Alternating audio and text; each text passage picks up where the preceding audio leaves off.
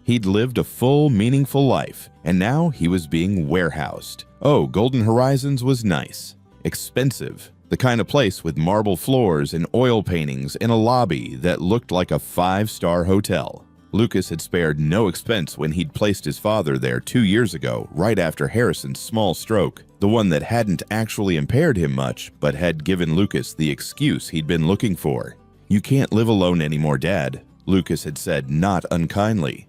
"What if something happens? What if you fall? I can't focus on work, knowing you're out there by yourself." So Harrison had been installed at Golden Horizons, where they served salmon with dill sauce on Wednesdays and had a pianist in the dining room on Fridays, where the nurses smiled constantly and spoke too loudly, where every resident was treated like a child in an expensive daycare. Harrison had hated every single day of it, so he'd left, just walked out into the night with nothing but the clothes on his back and his old leather wallet containing $6.58. He'd been sleeping in bus shelters, moving from one to another when security guards shooed him away, eating whatever he could afford, which wasn't much. But he'd been free. For 5 glorious, freezing days, he'd been in control of his own life again. He'd decided where to go, what to do, when to eat. Nobody told him it was time for his nap. Nobody cut his food into small pieces. Nobody spoke to him like his brain had stopped working just because his body had slowed down. And that morning at Miller's grocery, when he'd realized he didn't have enough money, and that young girl had helped him without hesitation, without pity, just simple human kindness, Harrison had felt something he hadn't felt in years. He'd felt seen, truly seen, not as a problem to be managed or a liability to be warehoused, but as a person, a human being who deserved dignity. The girl had probably thought nothing of it. $1, 85 cents short, a small gesture. But to Harrison, it had been everything. Sarah finished her shift Tuesday evening and started the long walk home. The temperature had dropped even further, and light snow was beginning to fall. Her feet hurt, her back hurt, everything hurt. She thought about taking the bus. She had $22, and the electricity situation was still precarious. But her feet were screaming, and it was so cold, and she was so tired. $2.50 for the bus, or walk 2 miles in the snow. She started walking. The route took her past the nicer part of town, where houses had 2-car garages and lawns that somebody actually cared for. Christmas decorations were still up on some of them, even though it was already mid-January. She tried not to look too long at the warm lights in the windows, at the glimpses of families eating dinner together, of lives that seemed impossibly comfortable. She thought about the old man again. She'd been thinking about him on and off all day. Something about him had stuck with her. Maybe it was his eyes, so intelligent and aware despite his obvious circumstances. Maybe it was his voice, educated and refined, so at odds with the counting out of pennies. He reminded her of someone she realized, of her grandfather, her mother's father, who'd passed when Sarah was 12, a math teacher who'd loved crossword puzzles and always had a butterscotch candy in his pocket, who'd treated Sarah like she was smart enough to understand anything if it was explained properly. The old man at the store had that same quality, that same dignity, that same sharpness in his eyes. She wondered if he had grandchildren who missed him, if anyone was looking for him. The snow was falling harder now. Sarah pulled her inadequate coat tighter and kept walking. She was about 10 minutes from home when she saw the bus shelter up ahead, its dim fluorescent light flickering in the growing darkness. And there, hunched on the bench inside, was a figure she recognized immediately. The old man from the grocery store. Sarah's steps slowed. He was sitting with his shoulders curved forward, his hands wrapped around something. As she got closer, she realized what it was. The can of soup. The one she'd helped him buy that morning. He was eating it cold, straight from the can, using the pull-tab lid as a makeshift spoon. His hand shook so badly that soup kept spilling down his chin onto his coat, but he kept eating mechanically, desperately. Sarah's heart cracked open. She stood there for a moment just watching him, watching this man who'd clearly been someone important, once reduced to eating cold soup from a can in a bus shelter in the middle of winter. He hadn't even been able to heat it up. Maybe he had nowhere to heat it. Maybe he'd been out here all day. Harrison looked up suddenly as if sensing her presence. Their eyes met and Sarah saw recognition flicker across his face. Then shame. Deep, crushing shame. He tried to set the can down casually, tried to wipe his chin with as much dignity as he could muster. "Oh," he said, his voice rough from the cold. "It's you. The young lady from the store." Sarah moved closer, stepping into the shelter. "Hi, are you okay?" It was a stupid question, and they both knew it. He was clearly not okay. But Harrison nodded anyway, trying to smile. "I'm fine, thank you. Just waiting for the bus." But there was no bus schedule posted at this stop. Sarah knew because she passed it every day. This line had been discontinued 6 months ago. "Sir," she said gently, crouching down so they were at eye level. "It's freezing out here, and it's getting worse. Where are you staying?" "I have a place," he said quickly, too quickly. I prefer the fresh air." His lips were tinged with blue. His whole body was shaking, and not just his hands now. This was hypothermia setting in. This was dangerous. "Please," Sarah said. "I live right down the street. Just come warm up for a bit, okay? Have something hot to drink. Then you can go wherever you need to go." Harrison looked at her for a long moment. She could see him struggling with it, with his pride, with the humiliation of accepting help from a girl young enough to be his granddaughter, with the acknowledgement that he'd sunk this low. "I don't want to be a burden," he said, finally, his voice barely audible. "You're not." Sarah stood and held out her hand. "Come on, please." Harrison stared at her outstretched hand. Sarah could see him weighing his options, what was left of his pride, against the brutal cold and his obvious exhaustion. She saw the exact moment he made his decision, when survival finally won out over dignity. He reached up and took her hand. His fingers were like ice. "Just for a few minutes," he said as she helped him stand. "I don't want to impose."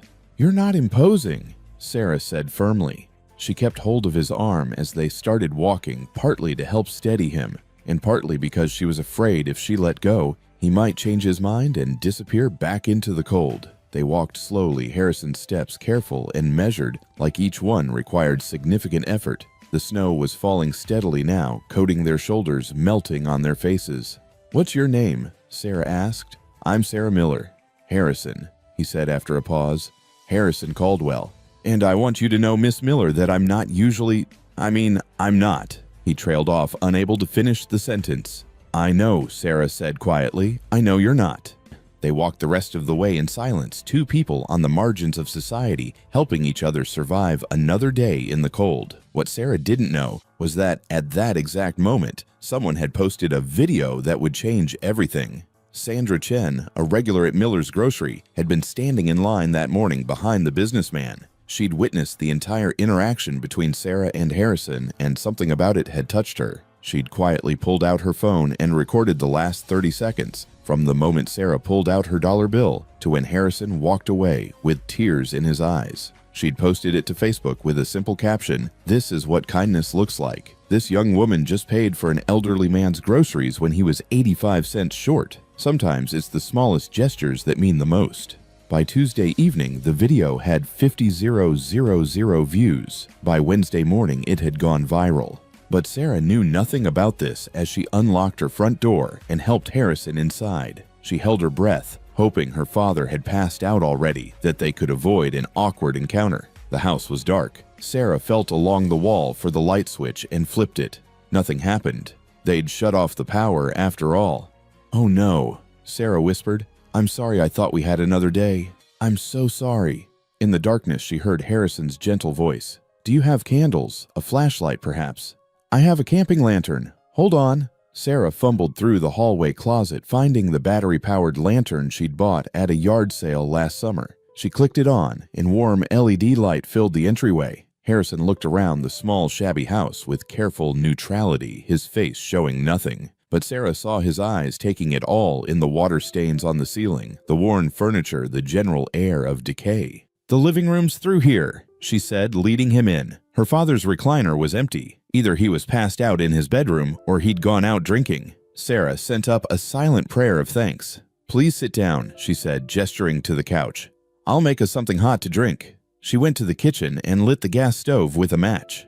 At least they still had gas. She filled a pot with water for tea and rummaged through the cabinets for something to feed Harrison. The eggs were gone, the peanut butter, but she found a box of instant ramen in the back of the pantry, and there were still 2 packets left.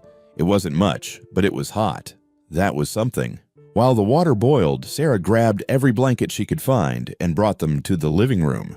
Harrison was sitting very still on the couch, his hands folded in his lap, looking like a guest at a formal dinner party rather than a homeless man who'd just been eating cold soup at a bus shelter. "Here," Sarah said, draping a thick quilt over his shoulders.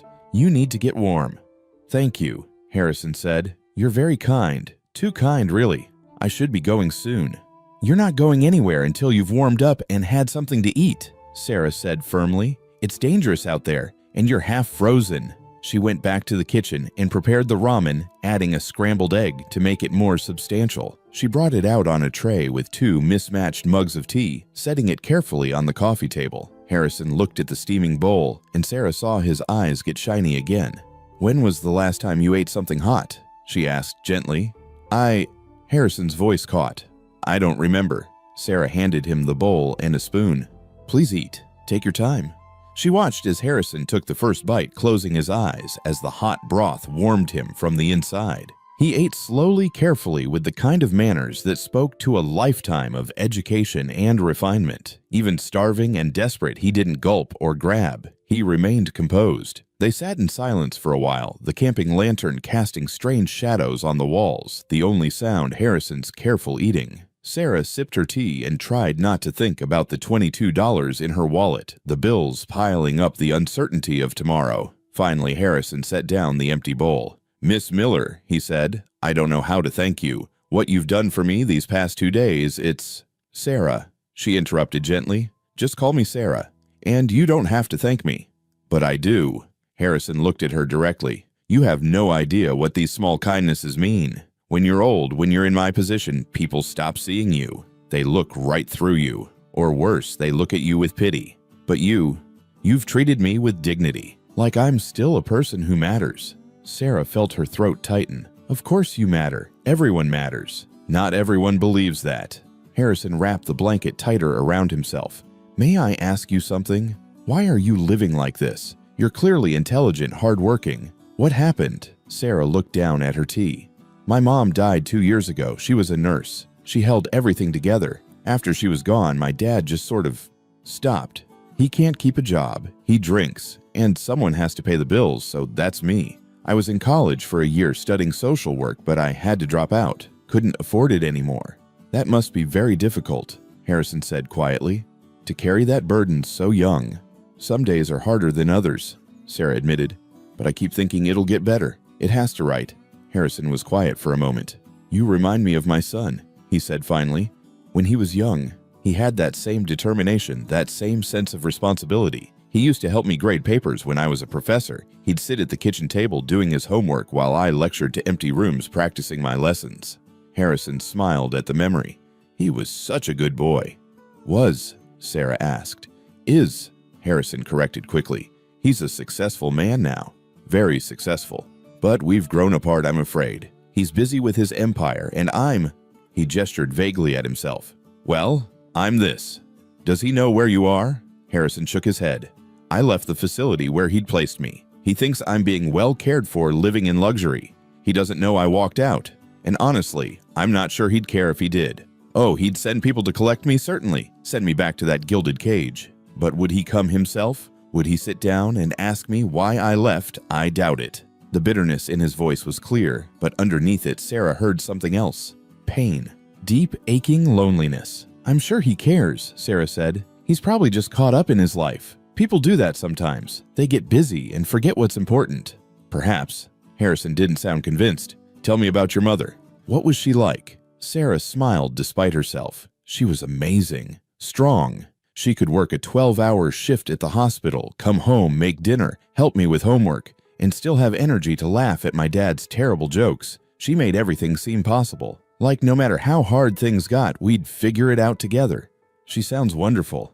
She was. Sarah's voice broke slightly. "I wish she was here now. She'd know what to do about Dad, about everything." Harrison reached over and patted her hand. "You're doing better than you think, Sarah. The fact that you're still here, still fighting, still kind enough to help a stranger, even when you have nothing to spare. That's your mother's legacy. She raised a remarkable young woman." Sarah felt tears prick at her eyes. She couldn't remember the last time someone had said something kind about her, something that wasn't followed by a request or a demand.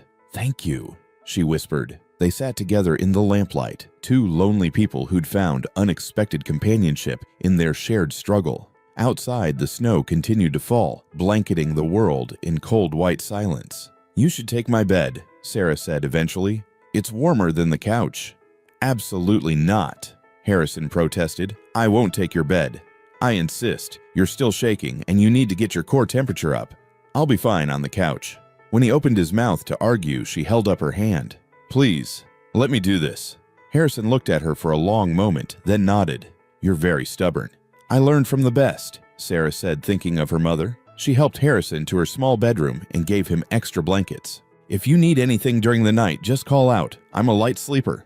"Thank you, Sarah," Harrison said from the doorway. "You've given an old man hope that there's still goodness in this world." After he closed the door, Sarah settled on the couch under her thin blankets. The house was cold without the heat, and she could hear her father snoring from his room, oblivious to the fact that they had a guest. She thought about Harrison's words, about dignity and being seen, about how sometimes the smallest gestures could mean everything. She thought about her mother, who would have done exactly what Sarah had done tonight without a second thought. And she thought about tomorrow, about the impossible balancing act of keeping herself and her father afloat while trying to help an old man who clearly needed more than she could give. But that was tomorrow's problem. Tonight, at least, everyone under this roof had a warm place to sleep and food in their stomachs. For now, that would have to be enough. Sarah woke before dawn like always. For a moment, she forgot about Harrison, forgot about everything except the familiar weight of exhaustion pressing down on her chest. Then she remembered, and her eyes flew open. She got up carefully, trying not to make noise, and crept to her bedroom door. She pressed her ear against it and heard steady breathing. Still asleep.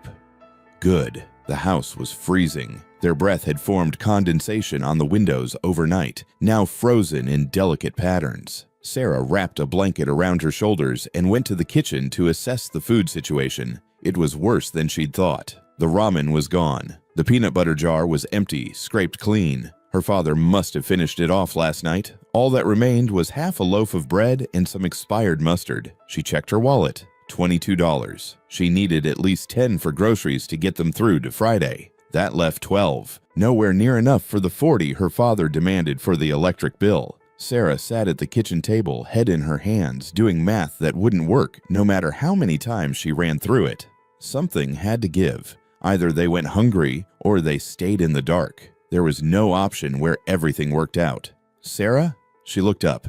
Harrison stood in the doorway, fully dressed, the quilt from her bed folded neatly over his arm. His hair was combed, his shirt tucked in. Even without running water to wash his face, he'd managed to make himself presentable. "Good morning," Sarah said, forcing a smile. "How did you sleep?"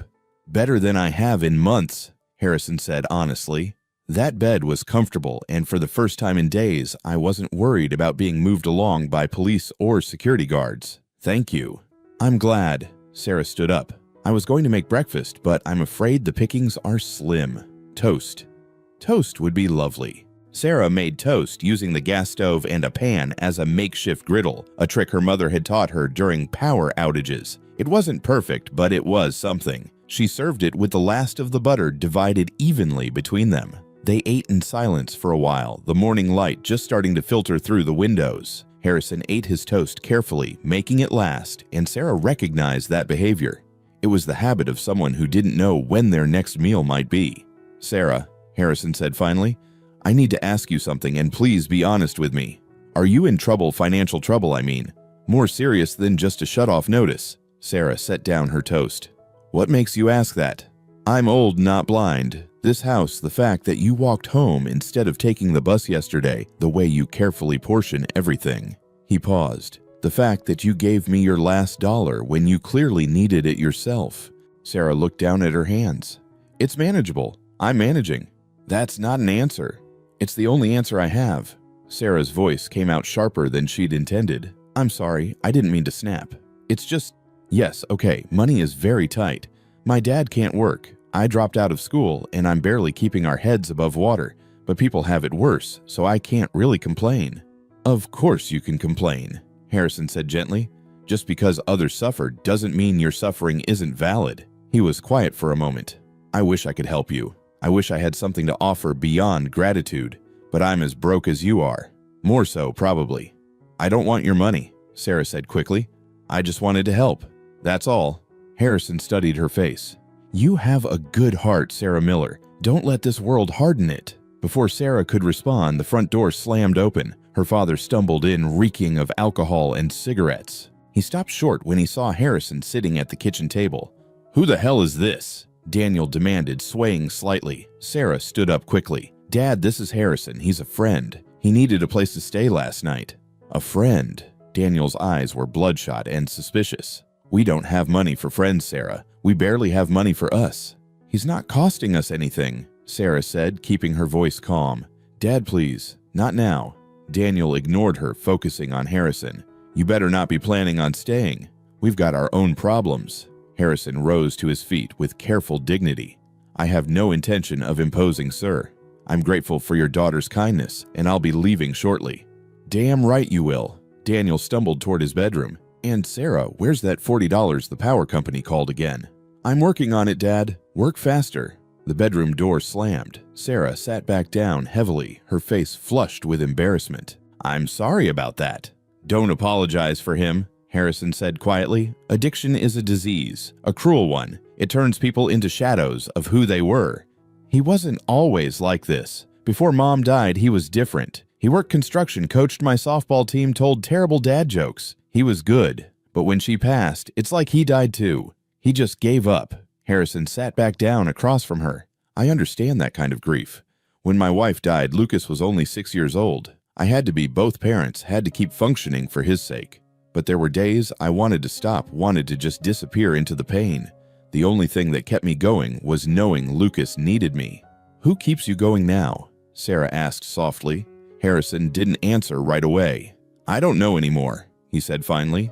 I suppose that's why I left the facility. I wanted to remember what it felt like to need myself to be necessary, even if that just meant deciding what to have for dinner or when to go to sleep. Sarah reached across the table and squeezed his hand. You're necessary. You matter. Do I? Harrison's voice was barely a whisper. My son has his life, his company, his success. He doesn't need an old man shuffling around reminding him of mortality. It's easier for everyone if I'm tucked away somewhere safe and expensive, being someone else's responsibility. That's not true, isn't it? Harrison pulled his hand back gently. Sarah, I taught history for 40 years. I published books that people actually read. I raised a brilliant son by myself. I had a life that mattered. And now I'm a problem to be solved, a liability to be managed. They don't even ask me what I want for dinner at Golden Horizons. They just put a plate in front of me and expect me to be grateful. The pain in his voice cut through Sarah like a knife. She understood that feeling, that sense of being invisible, of having your autonomy stripped away piece by piece. I'm sorry, she said. That sounds awful. The irony is that it's a beautiful place, expensive, luxurious, everything anyone could want for their retirement, except freedom, except dignity, except the right to make your own choices even if those choices are mistakes. Harrison looked at her directly. Do you know what I've missed most these past 2 years? Making my own coffee. Such a small thing. But at Golden Horizons, they bring it to me at 7 a.m. sharp cream and 1 sugar, whether I'm ready for it or not. I used to like my coffee black. Strong. But nobody asked. They just assumed. Sarah thought about the camping lantern, about her cold house and empty cupboards, about all the struggles she faced. But at least she had control over her life. At least nobody was making decisions for her. You could leave, she said. I mean permanently. Find your own place. Harrison shook his head. With what money? My pension goes directly to Lucas, who uses it to pay for Golden Horizons. I have no savings. Nothing. I gave everything to my son to help him start his company. It was supposed to be an investment, something that would pay back eventually. And it did, beyond anyone's wildest dreams. But Lucas handles all the finances now. He says it's easier this way, that I don't need to worry about money. So I have nothing of my own. That's not right. Perhaps not. But it's legal. And honestly, I didn't fight it. I thought I was being a good father, letting my son take care of me. I didn't realize I was signing away the last pieces of my independence. They sat in silence, two people trapped by circumstances beyond their control, finding unexpected solidarity in their shared powerlessness. What will you do now? Sarah asked eventually. I don't know. Go back, I suppose. Lucas will have been notified by now. They'll be looking for me. It's only a matter of time before someone finds me or I turn up somewhere that triggers a call." He smiled sadly. 5 days of freedom, that's all I got." "Don't go back," Sarah said impulsively. "Stay here. We'll figure something out." "Sarah, you can barely afford to feed yourself. You can't take on another person." "Maybe not, but we can try. At least until we figure out a better option."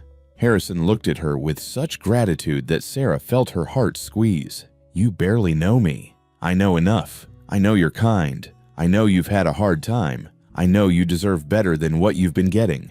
Sarah straightened her shoulders. "My mom used to say that family isn't just blood. It's the people who show up when you need them. Well, you showed up in my life for a reason, Harrison. Maybe we're supposed to help each other."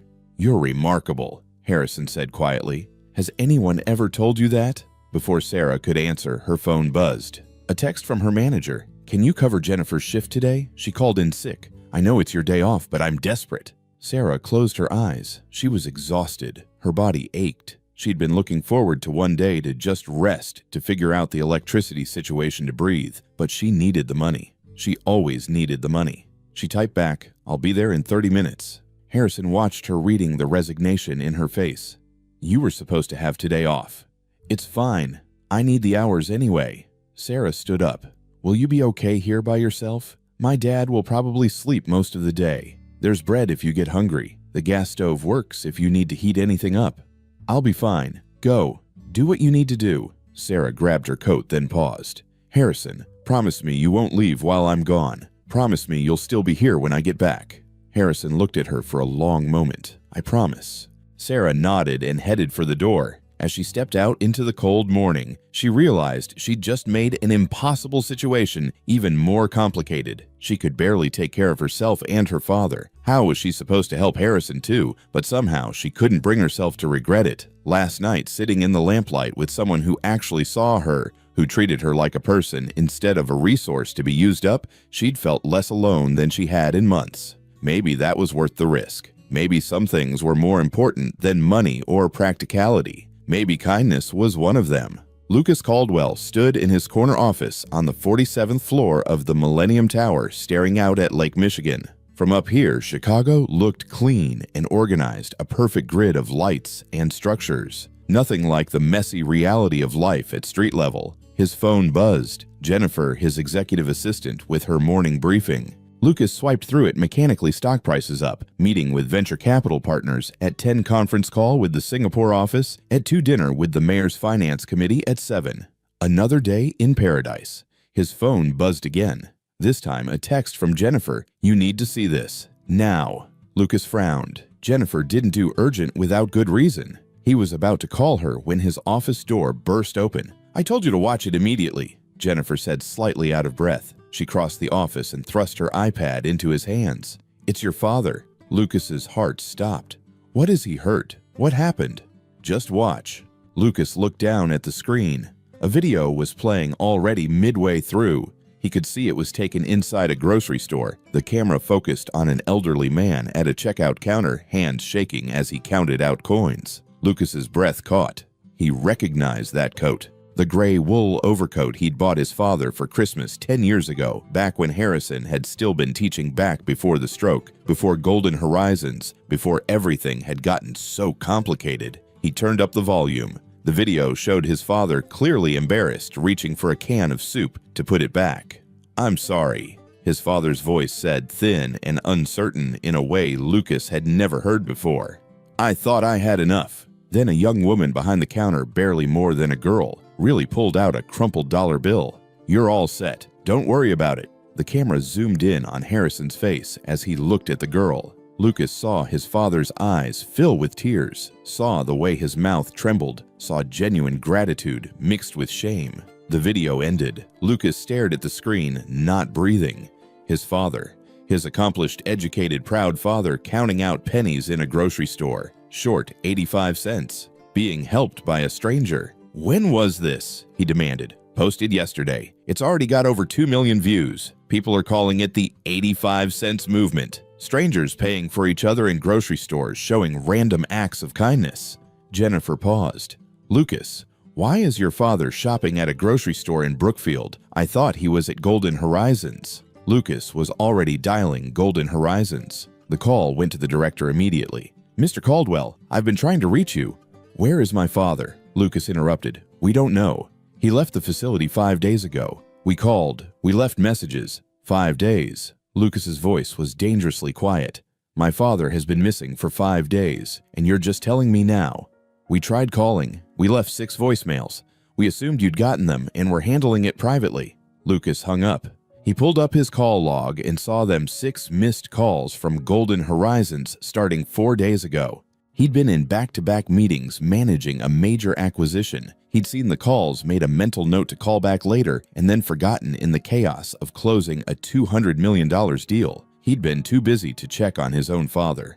"Oh God," Lucas whispered. Jennifer was watching him carefully. "What do you need?"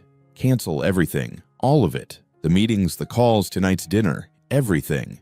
"Lucas, you can't cancel the Singapore call. We've been planning this for weeks." "I said cancel it." Lucas was already grabbing his coat. "My father is somewhere in Brookfield, probably homeless, definitely in trouble. Everything else can wait." He ran out of the office, Jennifer calling after him with questions he didn't stop to answer. He took the private elevator down to the parking garage, got into his Tesla, and pulled up the video on his phone. He watched it again and again. Each time was worse than the last, his father's hands shaking. That coat worn thin at the elbows, the careful way he'd been counting pennies, the look of absolute defeat when he'd realized he didn't have enough.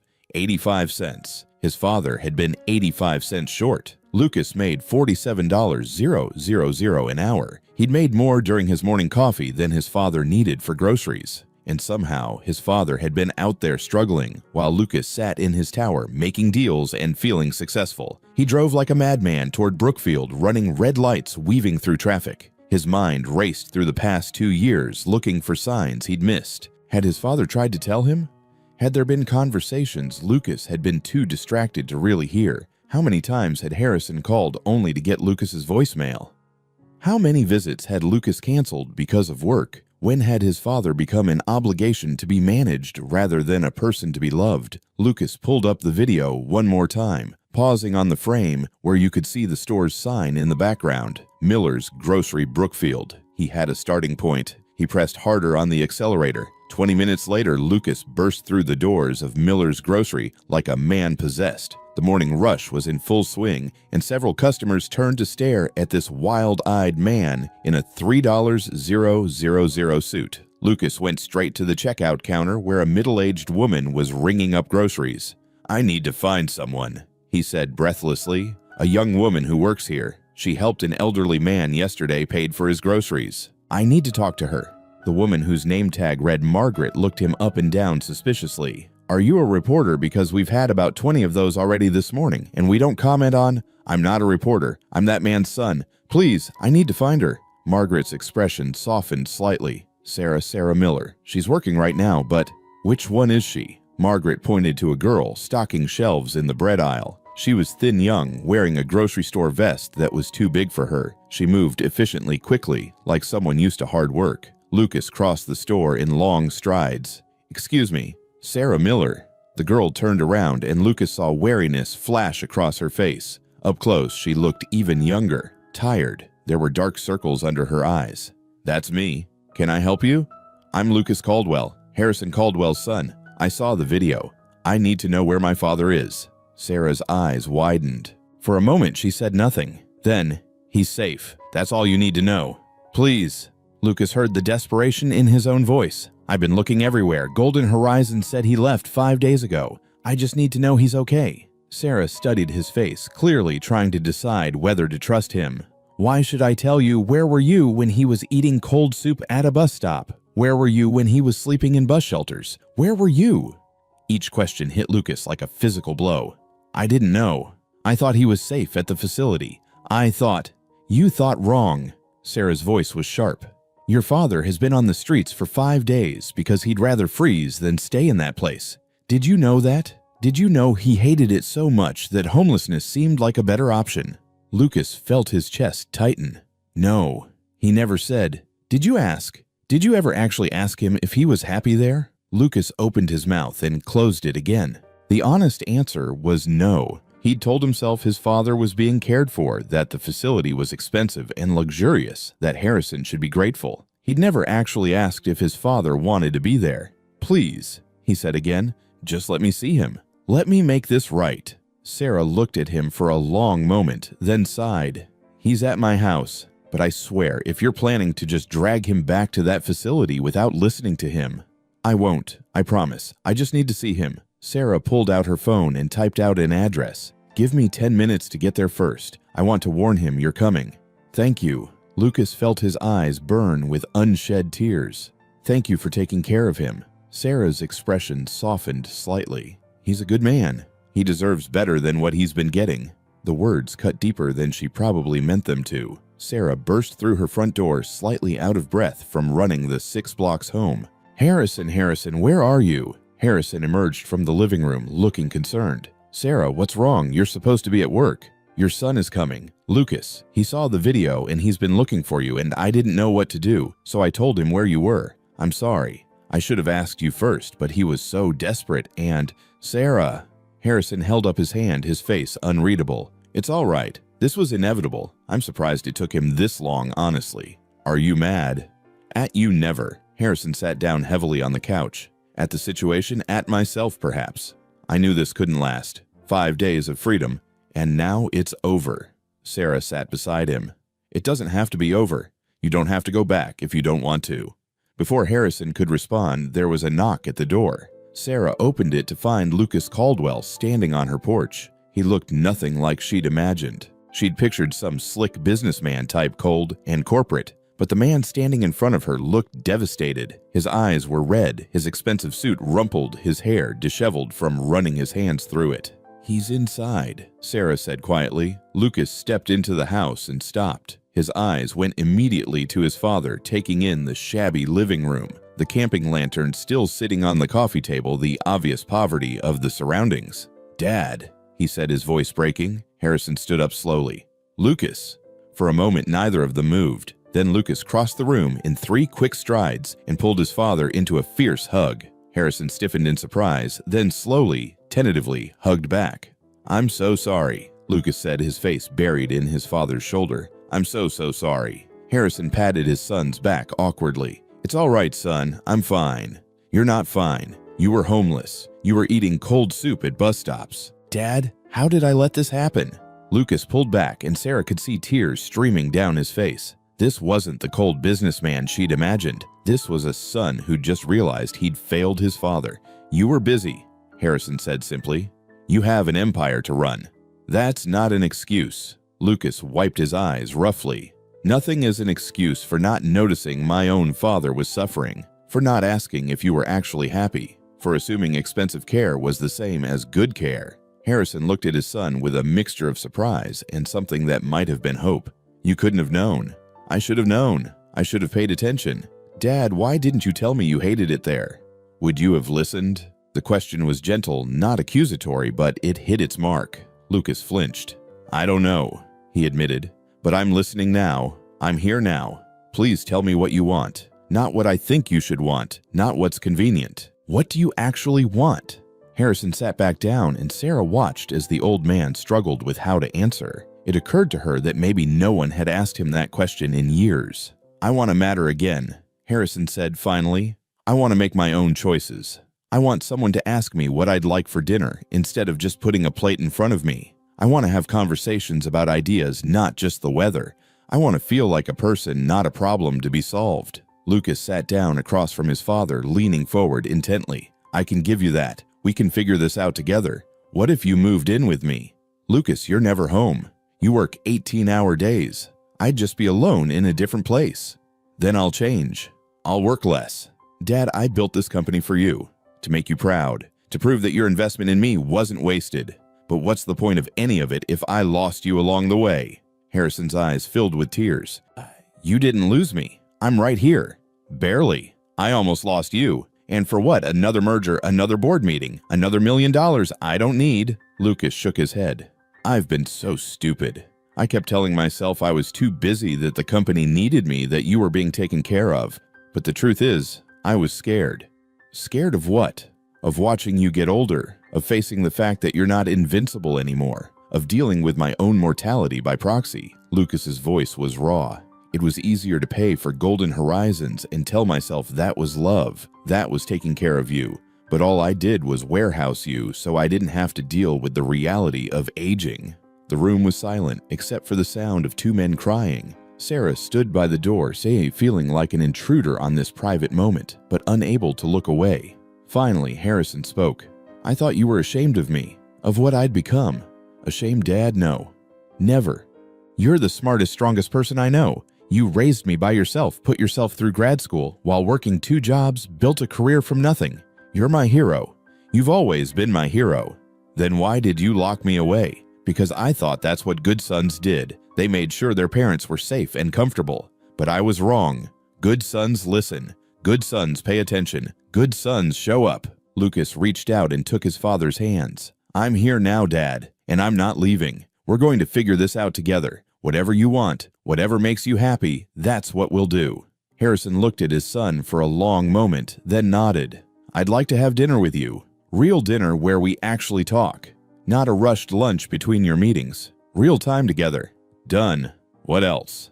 "I'd like my own space. Not golden horizons, not your guest room. Somewhere that's mine." "We'll find you a place." "What else?" "I'd like to teach again. Maybe volunteer at a community college. I'm not dead yet. My brain still works. I have knowledge worth sharing." Lucas smiled through his tears. "I'll make some calls." "What else?" Harrison glanced at Sarah, who was still standing quietly by the door. "I'd like to help this young woman. She saved my life, Lucas. Not just physically, but spiritually. She reminded me that I still matter, that small acts of kindness still exist in this world." Lucas turned to look at Sarah properly for the first time. He stood up and walked over to her, studying her face. "You paid for my father's groceries," he said. "It was just 85 cents, Sarah said quietly. "It was everything. You gave him dignity when he needed it most. You took him into your home when you clearly have nothing to spare." Lucas looked around the shabby house, at the camping lantern, at the signs of poverty everywhere. "Why?" Sarah shrugged. "Because he needed help." "That's enough of a reason, isn't it?" Lucas pulled out his phone. "What's your full name?" "Sarah Miller." "Why?" "Because I'm going to change your life, Sarah Miller, the way you changed my father's." He typed rapidly.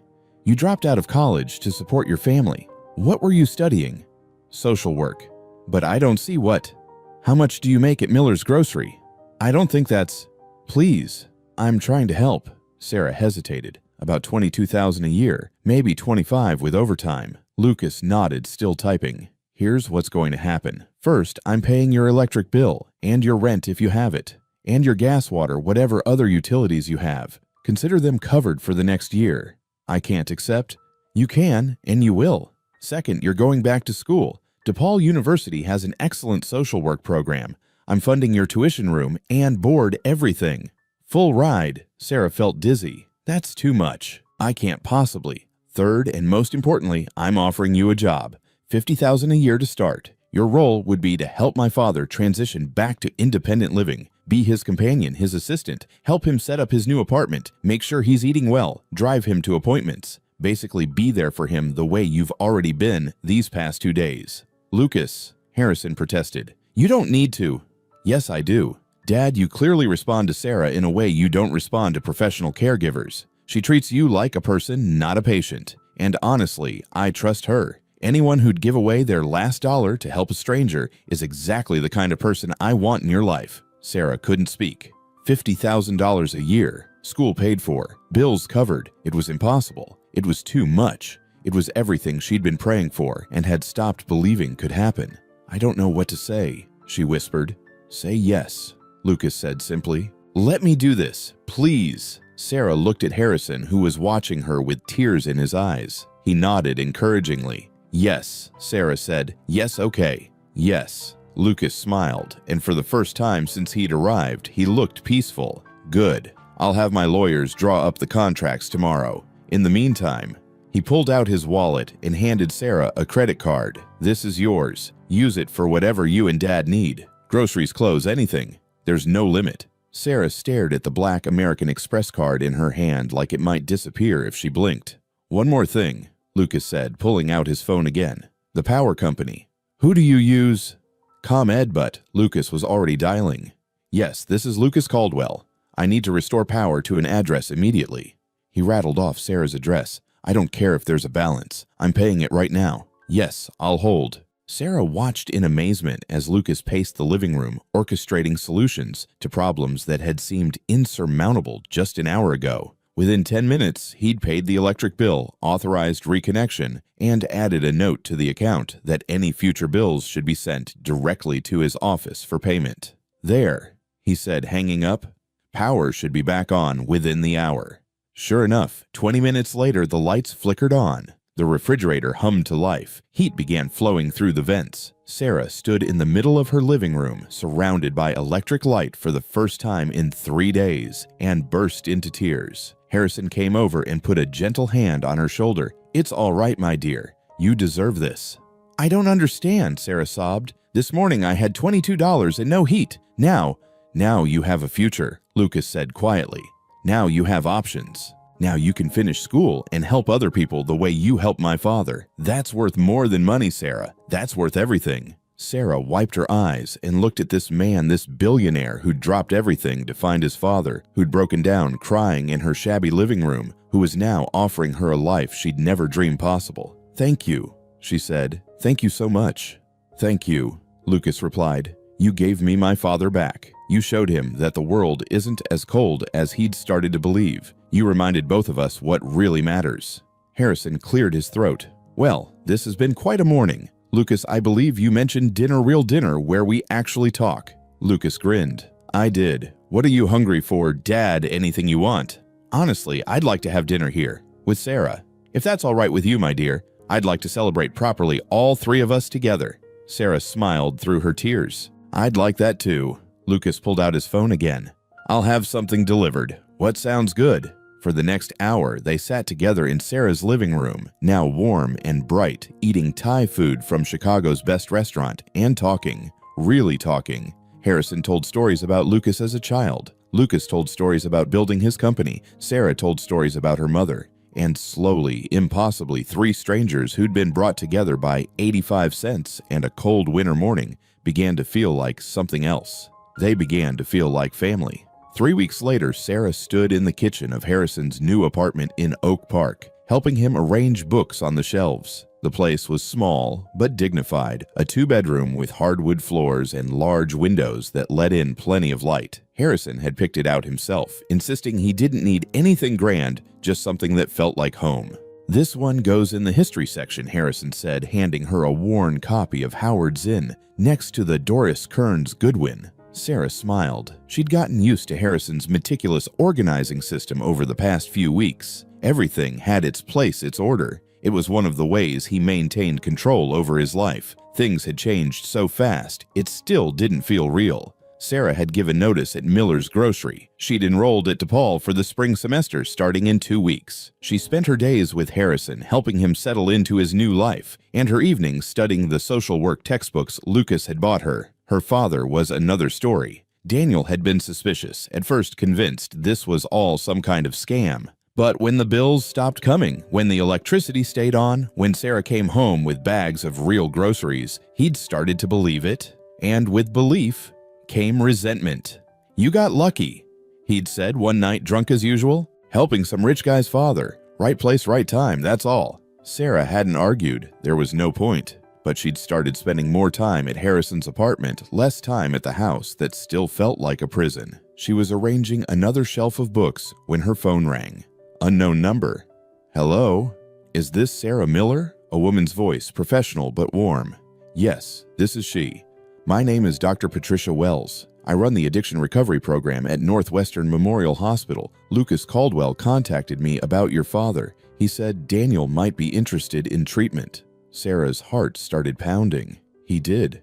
Yes, we have an opening in our residential program starting next week. It's a 60-day intensive treatment, fully covered. I'd like to speak with Daniel directly if possible, but Lucas suggested I call you first. Sarah sat down slowly. Lucas hadn't mentioned this. I don't know if he'll agree to go. That's understandable. Addiction is complicated, but if he's willing to try, we have an excellent success rate. Would you be comfortable giving me his number? Sarah gave her the information, thanked her, and hung up feeling stunned. Lucas was trying to help her father, a man he'd never met, who'd been nothing but hostile the one time they'd crossed paths. "Good news?" Harrison asked, noticing her expression. "I think so." "Maybe." "Lucas set up treatment for my dad." Harrison smiled. "That sounds like Lucas. He's trying to fix everything at once. It's what he does when he feels guilty. Should I tell my dad or wait for the doctor to call?" "I think." Harrison was interrupted by a loud banging on the apartment door. Sarah's stomach dropped. She knew that knock. Aggressive, impatient, demanding attention. She opened the door to find her father standing in the hallway, swaying slightly, reeking of alcohol. His eyes were bloodshot, his face flushed with anger. "So this is where you've been hiding," Daniel slurred, "living in some fancy place while I'm stuck in that dump." "Dad, what are you doing here? How did you even find this address?" "I followed you yesterday." "Wasn't hard." Daniel pushed past her into the apartment. "Nice place. Real nice. Must be good playing nursemaid to rich people." Harrison stood up from his chair, his posture straight despite his age. "Mr. Miller, I presume. Perhaps we should talk." "I don't want to talk to you, old man. I want to talk to my daughter." Daniel turned to Sarah. "You gonna leave me that what this is? You got your fancy new life, so now daddy's just garbage to be thrown out." "That's not what this is," Sarah said, keeping her voice calm, even though her hands were shaking. "Dad, someone called about a treatment program, a really good one. They have a spot for you next week." "Treatment?" Daniel laughed bitterly. "You trying to get rid of me? Ship me off somewhere so you don't have to deal with me anymore. I'm trying to help you. This is a chance to get better, to get your life back." "My life?" Daniel's voice rose. "You want to know about my life? My wife died, Sarah. The only person who ever believed in me died, and I couldn't save her.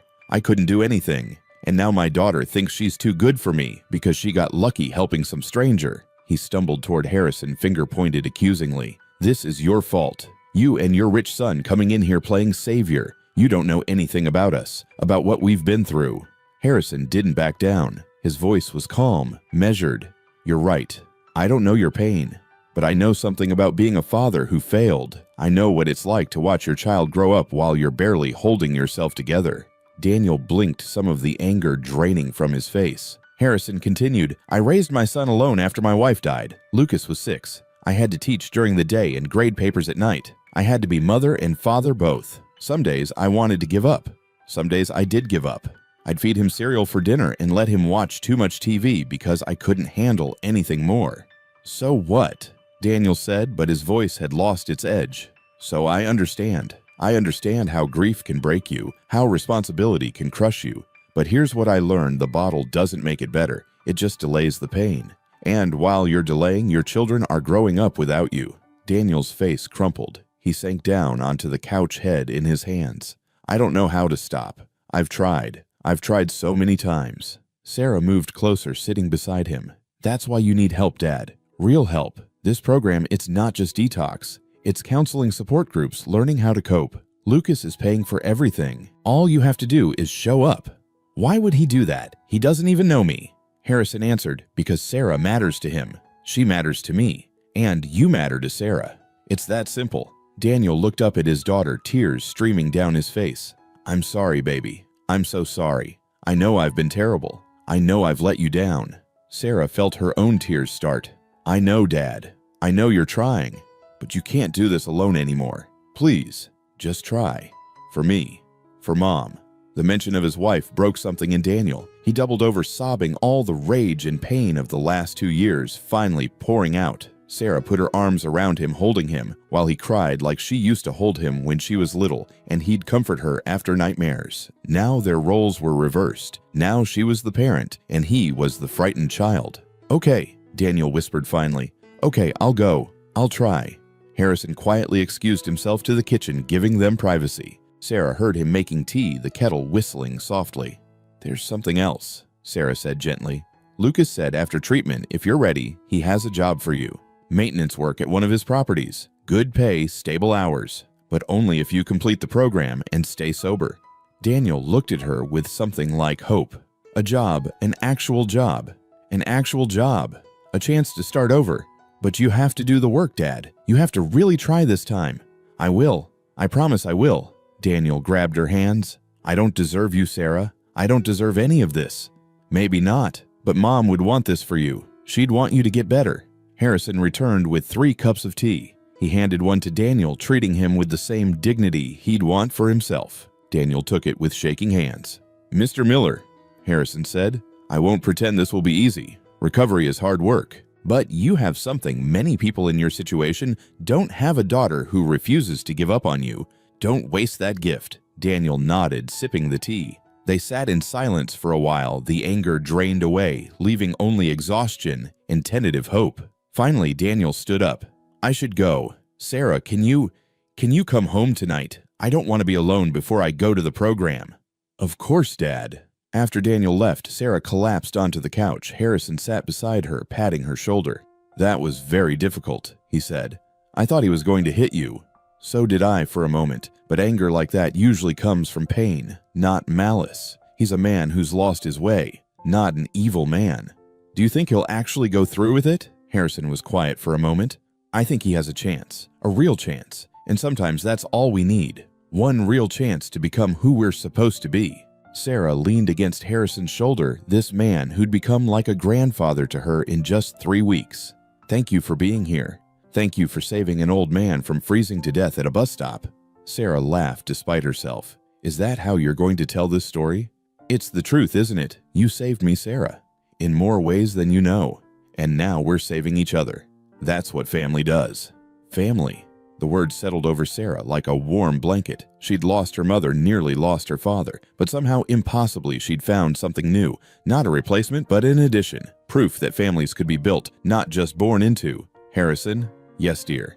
I'm glad you came into Miller's grocery that day." "So am I, Sarah. So am I." 1 year later, Sarah stood in Harrison's kitchen, now completely familiar with every cabinet and drawer, preparing Thanksgiving dinner. Outside, autumn leaves drifted past the windows, coating Oak Park in shades of orange and gold. The apartment smelled like turkey and stuffing, like cinnamon and home. Sarah had learned to cook over the past year, Harrison teaching her recipes he'd perfected during his years as a single father. They'd spent countless evenings like this, cooking together, talking about everything and nothing. Harrison sat at the kitchen table, peeling potatoes with the careful precision he brought to everything. He looked different now, healthier. His cheeks had color, his eyes were bright, and he moved with more energy. Having purpose, having control over his own life, had transformed him.